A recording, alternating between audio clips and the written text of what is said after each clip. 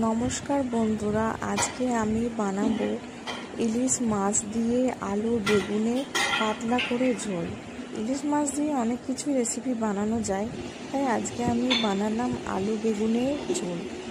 তো প্রথমে কড়াতে তেল গরম করে নিলাম। এরপর তেল গরম হয়ে গেলে একে একে আমি মেখে রাখা ইলিশ মাছগুলিকে একে একে তেলের মধ্যে ছেড়ে দেবো।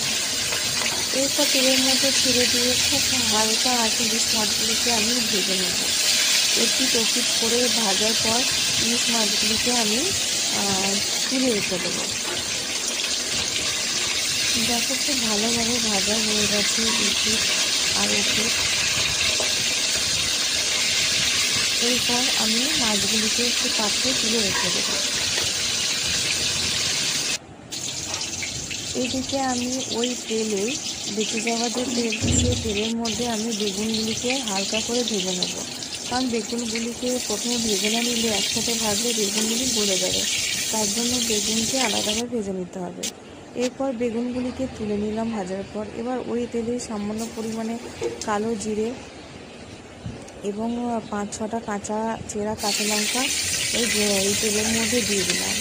এরপর আমি কেটে রাখা আলুগুলিকে ওই তেলের মধ্যে দিয়ে দেবো। এরপর খুব ভালোভাবে আলুটাকে ভেজে নিতে হবে। এইদিকে আমি আলু ভাজছি আর এইদিকে আমি একটা বাটির মধ্যে মশলা তুলে নেব। তার জন্য আমি এখানে মশলা হিসেবে নেব হলুদ, নেব নুন, নেব সামান্য লঙ্কা গুঁড়ো আর একটু নেব জিরে গুঁড়ো। আমি এখানে আদা টমেটো কোনো কিছু ইউজ করছি না, সামান্য জিরে দিয়ে আমি এই ইলিশ মাছটা করব। এবার এই মশলাটা আমি এই আলুর মধ্যে দিয়ে দেবো। এবার খুব ভালোভাবে কষবো। কষা হয়ে গেলে আমি এখানে পরিমাণ মতন জল ঢেলে দেবো। কিছুক্ষণ ফোটার পর আমি এখানে বেগুনগুলি আর ইলিশ মাছ দিয়ে